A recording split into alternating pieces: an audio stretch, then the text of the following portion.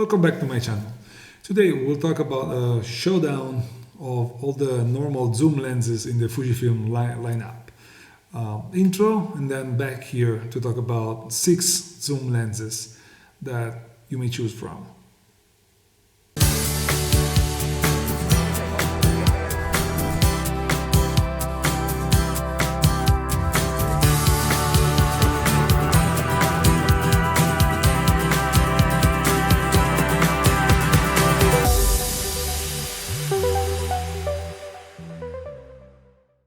So before we started, let me thank all the doctors, nurses, and all those people that are working to get us safe, to keep us safe and make us better during these hard times. It is important to thank all of them before talking about all of the stupid things that we talk about.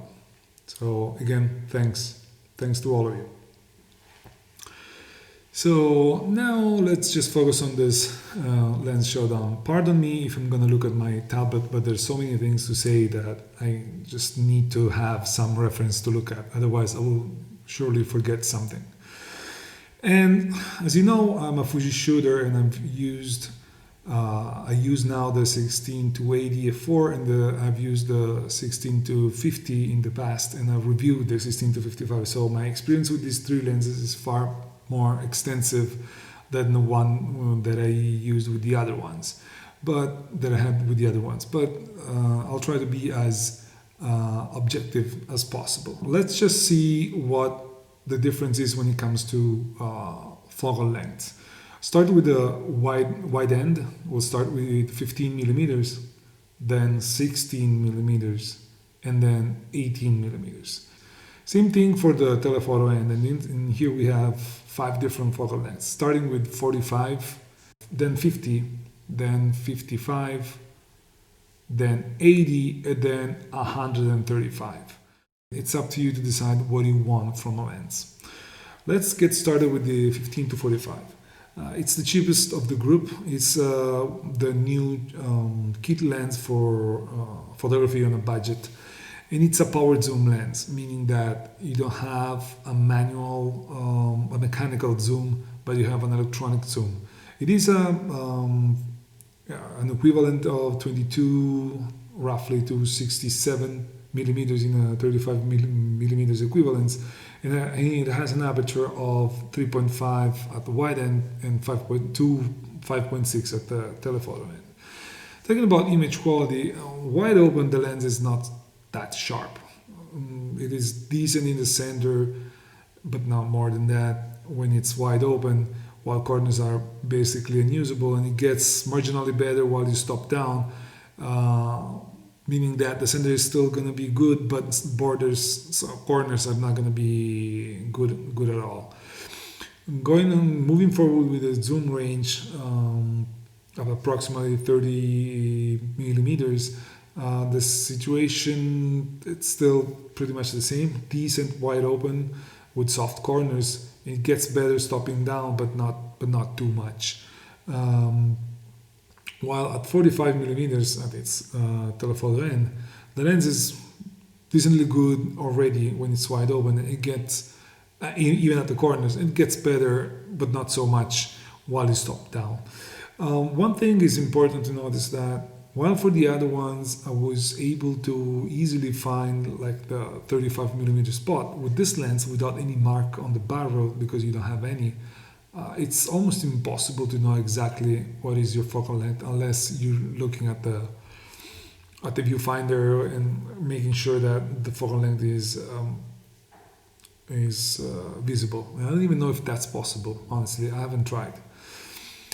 So what can we say about this lens? It does decent close focus capabilities, which are better at the wide end because it focuses very close, like 13 centimeters at the wide end, while it focuses at 35 on the telephoto end. And that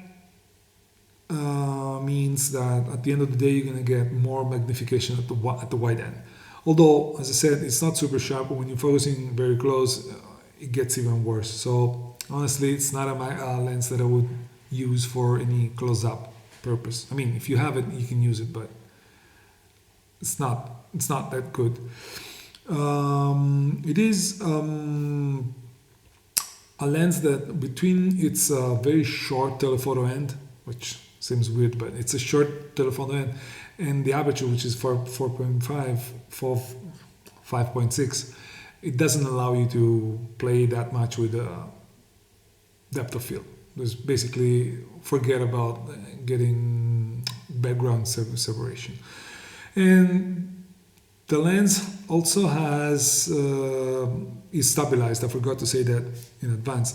And the stabilizer is good. I was able to shoot at 1/4 of a second at 45 millimeters sharp images pretty much every time. Yeah, it's good, although 45 millimeters is not that long, and so it's easier to stabilize. When it comes to video, this lens has a decent stabilizer, especially for vlogging. It felt like it was the most stable one while walking. And it's small and very compact and lightweight, and this makes it easier to hold it on one end for a long time, even on an XT3, let alone with an XT30. Another important thing, this is the only lens that doesn't lose focus while you zoom when you're shooting video, or if it does, it's not that visible, and that's important if you're that kind of shooter, meaning that while you shoot video you can also you want it to zoom. On the other hand, it shows its variation in luminosity throughout the zooming range, so it's not that usable anyways. And while you zoom out, you can see at the corners that it auto corrects the barrel distortion. So what can we say in conclusion with this lens? As I said, it's very compact, lightweight, and at 135 grams. It's an XC lens, so it doesn't have the aperture ring like all the XC lenses, and it's plasticky like all the XC lenses, and it feels on the cheap side, although I mean it's what you can expect from a lens in this price range and with this kind of weight, so no surprise here. It doesn't feel like it's gonna break tomorrow, but it's not the sturdiest construction that I've ever seen. The powered zoom, meaning the fact that the zoom goes with electricity, so it's electronic. Maybe a deal breaker for you. It kind of is for me because I don't like it at all. The image quality is on this lens is decent, no more than that. Although I would recommend it for vlogging because it's really easy to use. This lens also has another issue. Well, actually, it's two. Because this lens needs to be powered to be even zoomed. It takes a while to be usable, and that gets really worse on the XT3 compared to the XT30. In addition, on top of that, when you shoot on an XT30, the camera, the lens and the camera work fine together, meaning that when you shoot, you take a picture, let's say you're zoomed in at 45 millimeters, you review the picture, and then you go back to shooting, the lens stays there. And even when you turn the camera off, the lens remembers where you were before you turn the camera off.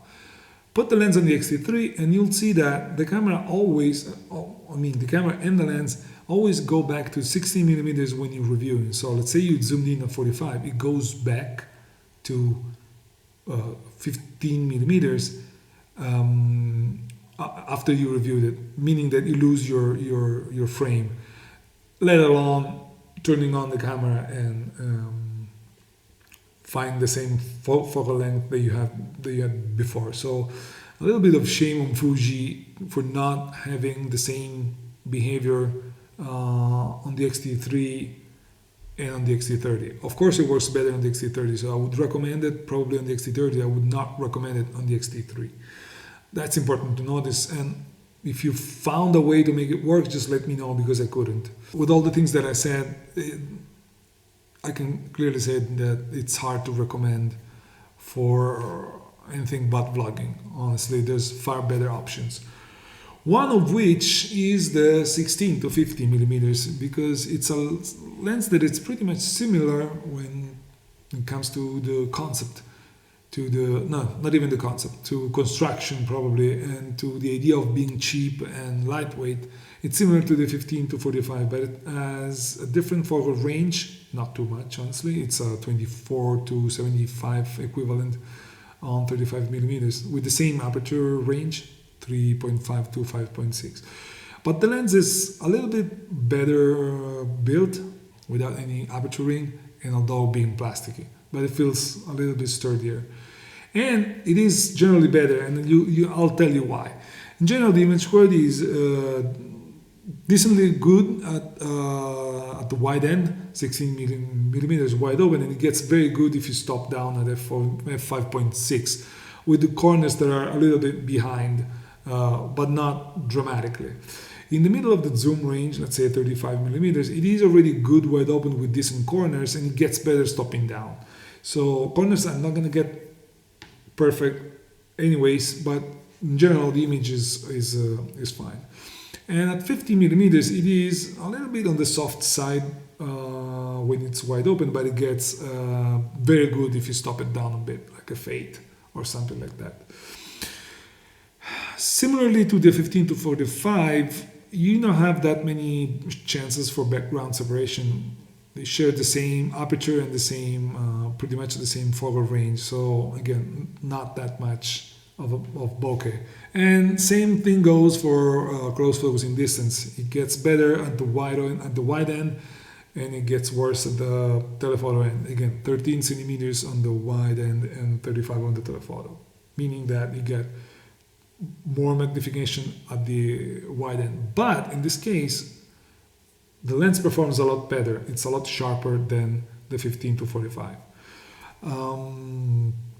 When it comes to IS, meaning stabilization, again, it is comparable to the 15 to 45. I was capable of shooting at 50 millimeters at 1/4 with sharp results that are a little bit better than the 15 to 45, but not too much. This thing kind of flips the opposite while shooting video. It looks like that we're doing while shooting video, the IS on the 16 to 50, it's a little bit worse than the 15 to 45. Nothing huge, I mean, but looking at it, it gave me that impression. Its autofocus is stable on an X-T3, while the 15 to 45 that I forgot, it was stable in video, but it was very bad in low light conditions. This one is better. But this lens starts with the trend of all the Fuji lenses that loses focus while zooming, and also showing changes of exposure while zooming. And again, like the 15 to 45, showing the barrel distortion correction at the wide end when you zoom out. So it shares a lot of behavior with the 15 to 45. It's only better pretty much at everything. When it comes to conclusion for this lens, it is compact, as I said, and lightweight. It only weighs 190 grams, a little bit more than 15 to 45, but not too much. The image quality is, for a lens like this in this price range, very cheap, is very good. I've been using this lens for a while, almost 3 years, and I've been printing even 1 meter wide prints, and people when look at the print says wow. So at the end of the day, the image quality is very good for a lens like this, far better than the 15 to 45. I would recommend it for stills on a budget, for still, and even video maybe for those persons that are on a budget. Even though this lens is discontinued, so you need to find one in the used market. Above the 16 to 50, we start getting into the XF Fujifilm lenses, meaning those that are better built metal construction with aperture ring. It's a whole new world when you compare the two sets of lenses. Let's start with the 18 to 55. It is a back step forward compared to the other lenses. It's already a big step forward compared to the 16 to 50. It's way better than the 15 to 45. For construction and quality in general. It is a stop brighter, being an f2.8 to f4 lens, equivalent to a 27 to 82. It is a little bit heavier, of course. It's metal. There's a lot of brass in addition to the other lenses, so you would expect that, but not too much. I would like to thank my friend Salvo, I forgot to say that, for lending me this lens for this test. Thank you. So let's focus on image quality. At 18 millimeters, so the wide end, it is very good already. It is good already at 2.8 with good corners and only a little bit of degradation at the extreme corners. And it gets very, very good at from f4 on with good corners. In the middle of the zoom range, let's say 35-ish millimeter, it is very good already wide open with good corners and extreme corners that are a little bit softer, and it gets even better while stopped down. And at 55, it is very, very good at f4 and with corners that are a little bit behind, but not too much. And it gets marginally better while stopping down, although it doesn't get perfect. With this lens, you can finally have some way to play with bokeh, because thanks to the stop advantage that you have over the others at 55 millimeters, you can start playing with it. Not too much, but you can. It loses the battle when it comes to close-up performances, because it focuses at 30 centimeters on the wide end and at 40 centimeters on the telephoto end. So when it comes to magnification, it doesn't get as close as the two XC lenses that I talked about before. In general, it's not a close-up lens. You can get some, but it's not a macro lens at all. It's not even a lens for close-up in general. But this lens, like the ones before, is stabilized. And again, I could shoot at 1/4 of a second at 50 millimeters without any issue, and also got a couple of usable shots, not perfect, but usable shot at 1/2 of a second at the same focal length. So very good IS here. When it comes to video, it is a very good lens for general purpose and vlogging, although it starts to be on the heavy side and it's not as wide as the other ones before. So for vlogging purposes, that may be a problem. It gives you a little bit of a better depth of field management. Shooting at 80 millimeters f2.8, it kind of gives you, while vlogging, for example, gives you some kind of background separation. Its autofocus is good on the X-T3, but even on other bodies. But as the 16 to 50, it loses focus while zooming. This is really bad in a single AF.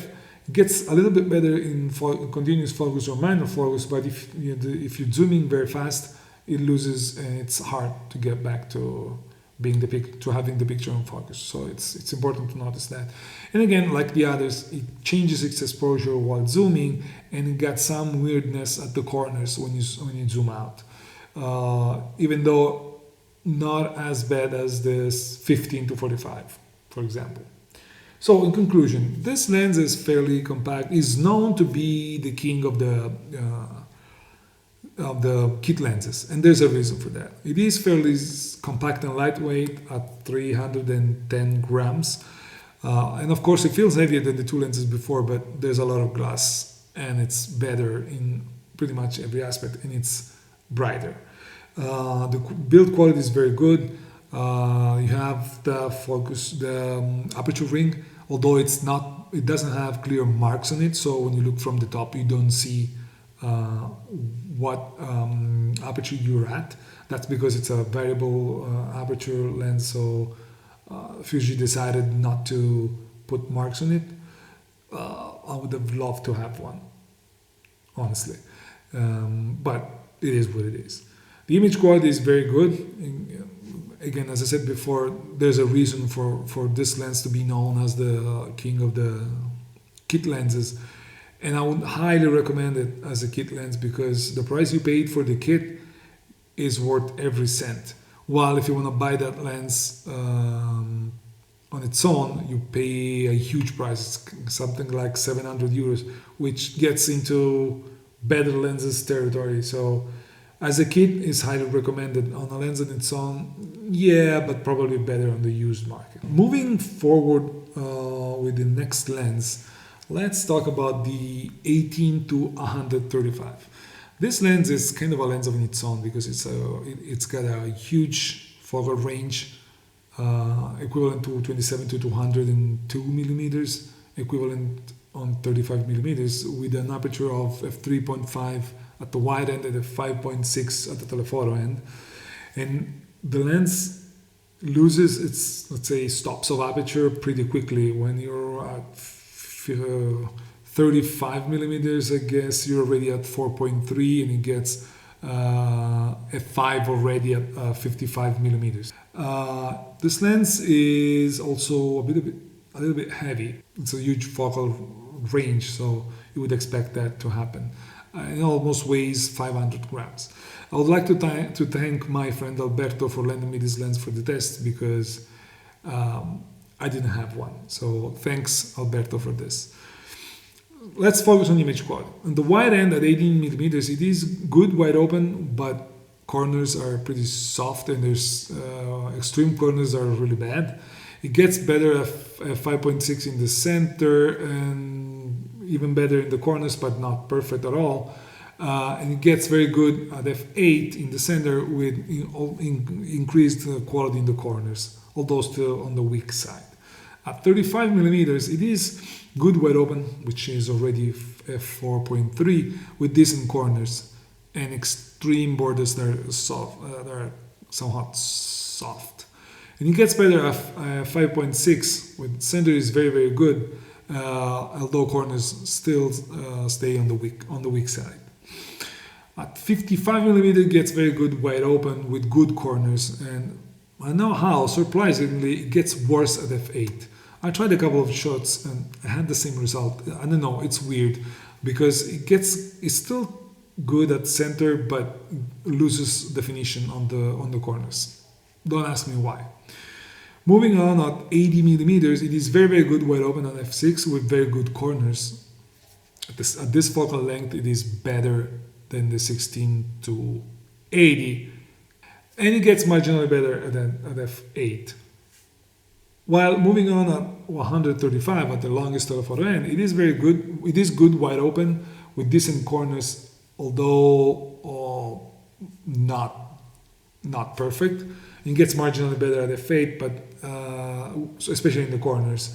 The image stabilizer is very good, because at 1/4 of a second on the 50 millimeters, it's sharp pretty much every time, and few samples at 1/2 of a second at 50 millimeters were usable. So good IS here. When it comes to video capabilities, this lens is decent for general purpose, but I would not recommend it at all for vlogging, because it's heavy and it's big and it's not as wide as it should be. So I would not recommend it for that purpose. Again, decent for travel or stuff like that. And on video, this lens sometimes loses the subject in continuous AF. It's the only one that gave me that kind of result. I don't know why. This lens, like the other ones, loses its focus while zooming, and due to its long range, when it loses badly, and it's hard to recover. And this is regardless of being in single focus, continuous focus, or manual focus. So don't zoom while you're filming with this lens, especially because this also shares the same characteristic of changing exposure while zooming, and the same characteristic of zooming, of the weirdness on the corners while zooming out, similar to the 18 to 55 millimeters when it comes to amount of adjustment. Another thing, I don't know if that's related to this particular sample. It is stiff when you get to the telephoto end. Moving from 100 to 135 takes quite a bit of an effort, so that's kind of annoying. In general, I wasn't that impressed with this lens when I first tried it, like a half hour. But getting this lens for the review, for this comparison, made me change my mind. It is a good lens. For the focal range that it has, it's a decent option. Compared to the 16 to 80 millimeters, you lose some wide angle and you gain some telephoto. Me personally, I will still prefer the 16 to 80 because I rarely need to get to 135 millimeters, while as I often need to get to 16 millimeters. So if you want to go with just one lens, to me that lens is the 16 to 80, especially because I can always crop. As I said, it is a big and heavy lens, but I mean that's expected. It's built very good. It's built like a tank. It's all metal, and it has, being an XF lens, the aperture ring. Again, like the 18 to 45, 18 to 55, it doesn't have clear marks on the aperture ring. The reason is the same. It's a variable aperture lens, so you gotta deal with it. Focusing on the 16 to 80 millimeters, as you know, this is the newest zoom of the group. It's an equivalent to 24 to 120 millimeters in 35 millimeters equivalent, and it's an f4 constant aperture lens. As you know, I already focused on this lens. If you don't know, go have a look at it. I'll leave a link over here. I have a review out for that. So, and you probably know that this is my everyday lens when it comes to landscape or similar. So it's a lens that I use a lot. Since the review was already out, I'll focus more on comparisons with similar lenses or lenses that compete in the same kind of range. Therefore, the 18 to 135 and the 16 to 55 millimeters. It weighs less than both of them. It is only marginally lighter, with 50 grams less at 440 grams compared to the 135, but it's a lot lighter than the 16 to 55 f2.8, which is already a 655 grams, so 210 grams less. And it's smaller than both of them, a lot smaller than the 16 to 55, quite a bit smaller than the 18 to 135. So this makes it a lot more easy to use handheld and one-handed. Focusing on image quality, it is very sharp wide open at 16 millimeters in the wide end. Therefore, with distant corners, they get better while stopping down, even though they never get perfect here. At 35 millimeters, the lens gets very sharp wide open on the center, with corners that are a little bit behind, but they get better as you stop down, with very good performance overall here. Same things at 55, even better at 55 millimeters, where the lens is pretty much perfect, and it gets even better at f8. In general, at 80 millimeters, you get a very, very good center when it comes to sharpness, with corners that go a little bit behind, but they get better as you stop down, even though they don't get perfect.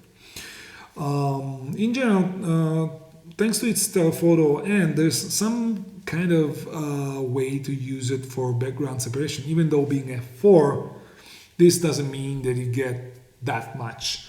Its close focusing capabilities are 35 centimeters throughout the zoom range, which means that at 80 millimeters you get a decent magnification ratio and some kind of background separation because you're very close, and the lens is very sharp, so usable for this, probably the best in this regard. One thing that it's important in this lens is that its image stabilizer is spectacular. It's honestly, there's no other way to describe it. It's far better than all the others that I tried in my life, and that's because I mean it's very reliable. It's especially for stills. It's incredible. I was able to shoot sharp results at 50 millimeters at 1/2 of a second. That means a stop slower than the other lenses. And remember that during my review, I was able to shoot 1 second at 16 millimeters handheld. And again, it's never going to happen always, but I was able, and it was very sharp. So the image stabilizer is spectacular. And for video purposes, this lens is good as long as you consider that for vlogging is pretty heavy and big, so it would not be my first option, honestly. I would still use the 15 to 45 probably. Even though the AF is very good, and this goes for both video and stills. It is better for video in compared to the 18 to 135 in pretty much every aspect, with the exception of the range. And compared to the 16 to 55, it allows you to use it handheld, which with the 16 to 55 you cannot, because it's not stabilized. And that's something important to notice if you're focusing on video. Also, as I said, the autofocus is very fast, and it's the smoothest when it comes to transition between focusing areas. So, at least to my eye, it's the one that gets the most pleasant result when it's moving its focus from, let's say, foreground to background and vice versa. But this lens, like the others, loses its focus while zooming, and this is regardless of whether you're in a single AF, continuous AF, or manual focus. No chances of zooming with this lens while you're recording video. Also, and it's even more weird, is that the lens changes its exposure as you zoom, even though it's a constant f4 lens and you're set 100% manual. Don't ask me why, but it's like this, so we better accept it and face it. We can't just zoom while filming. And again, zooming out, you get the same weirdness at the edges. So in conclusion, it is a very good all-around lens. Me personally, I still prefer this to the 18 to 135 because I would miss the wide angle more than I would miss the telephoto end. But that's me. In general, the stabilizer is better, the construction is better because this lens is weather sealed, while the other are not. The only other one is the 16 to 55. What else? Its size and weight make me also prefer this to the 18 to 135. And again, this lens has only one problem, which is zooming while filming video. Other than that, I would recommend it with no issues. Although, of course, the image quality is not as good as the 16 to 55. Moving on to the 16 to 55, this is the king of the group. It is the professional lens. The image quality is very good, almost exceptional, I would say. It is an equivalent to 24 to 82 millimeters in 35 millimeters world, and it's the only f2 constant aperture lens of the group. As for the 16 to 80, I already pushed out a review on this lens, so please go have a look at it. You'll find a reference over here, a link. So I will focus again on differences with other lenses, especially the 18 to 55 and the 16 to 80. And I want to thank Costantino for letting me use this lens, as I already did in the review. When it comes to image quality, the image at the wide end is already very sharp, wide open at f2.8, with very good corners, with only a little minor issues on the extreme corners. But in general, the image gets perfect. As you stop down at f8, it's exceptionally sharp.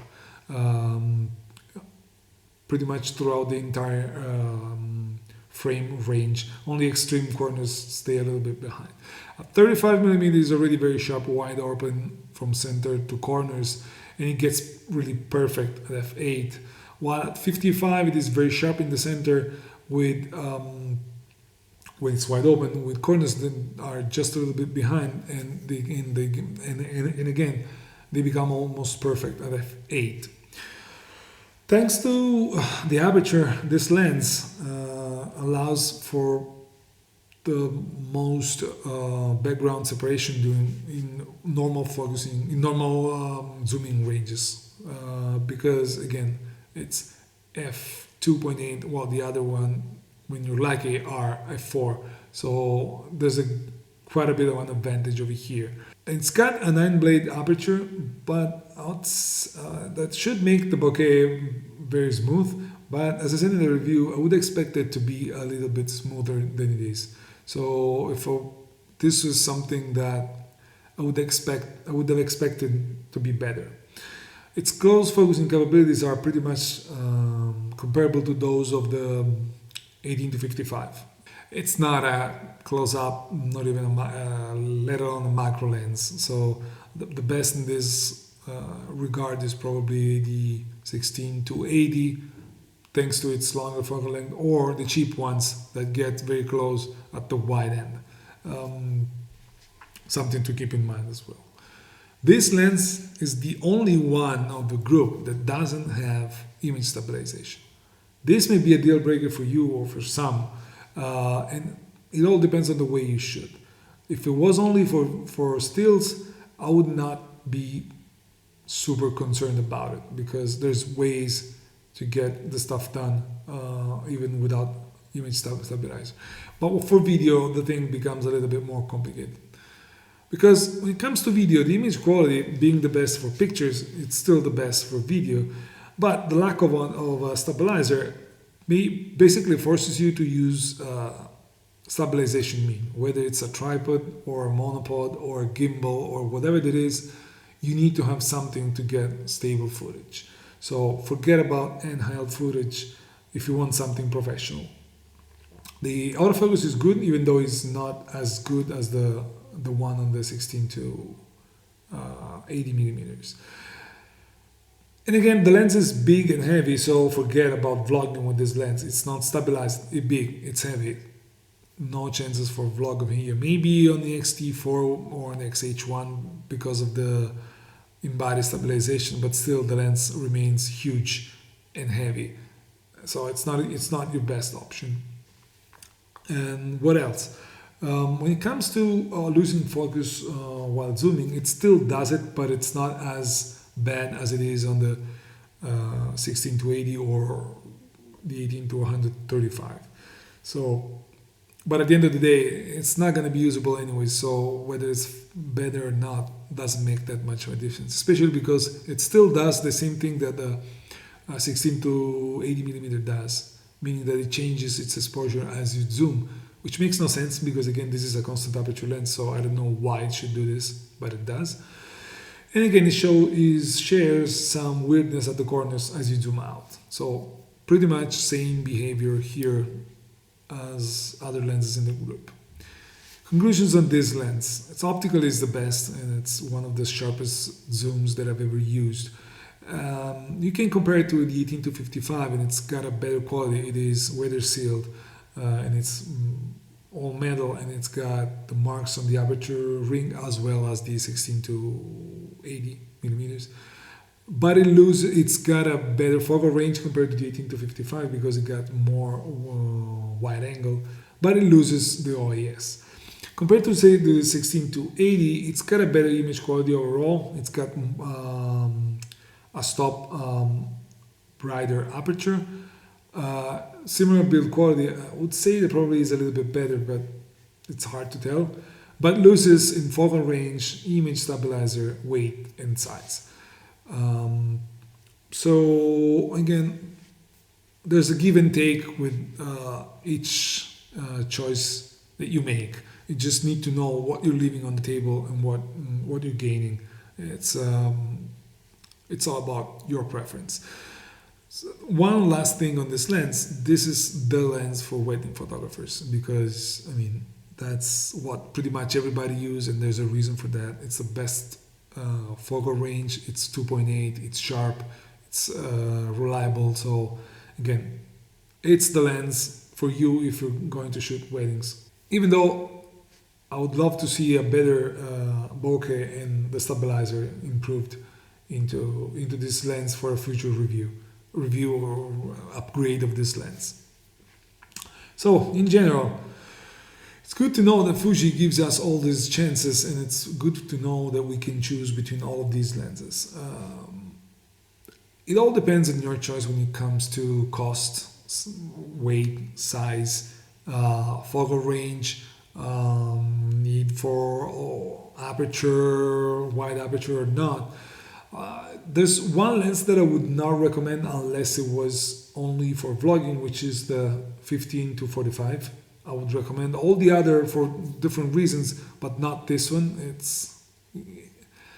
It's a little bit. It shows that it's the cheapest of the group, and is the not so lucky brother of the group. I don't know what to say. And you know, if you come so far with this video, which is I think very long, you pretty much know what you're going to get from each of these lenses, and you pretty much know what you're going to be leaning towards based on your needs. What else? In general, what all of these lenses share between them, it's the weirdness when you zoom out, as well as losing focus as you zoom. So basically the impossibility to zoom while filming, with the exception of the 15 to 45. This is, I mean, it's not a good thing, but it is what it is. That's what we have with Fuji. And one thing that it's worth saying is that, again, as I said when I was talking about the lens, the 16 to 50 millimeters, despite being discontinued, it's probably your best option if you want to go cheap, super cheap. That used for a good price, it's a bargain, because it's a very good lens. And another lens that used makes a lot of sense is the 18 to 55, as well as the 18 to 135, because you save a lot compared to the price that you pay for the lens brand new. Now, I apologize for the length of the video, but there was a lot to talk about. So again, thank you for coming thus far. And I was planning on shooting a similar video with only 3 lenses though, so shorter I hope, related to the telephoto zoom lenses, meaning the 50 to 140, the 55 to 200, and the 50 to 230, leaving alone the 100 to 400, because that's a different lens. It's huge, it's big, and it's got a whole different purpose. So that's why I wouldn't want to include this, because it makes no sense, honestly. There's no comparison between that one and the other 3. So let me know if you're interested in that. Again, thank you for watching. Leave me a thumbs up if you liked it. Share it and subscribe if you want to see more of videos like this in the future. I wish you and your families to stay well during these hard times. And what can I say? Stay home and stay safe. Thank you. I'll see you in the next one. Bye.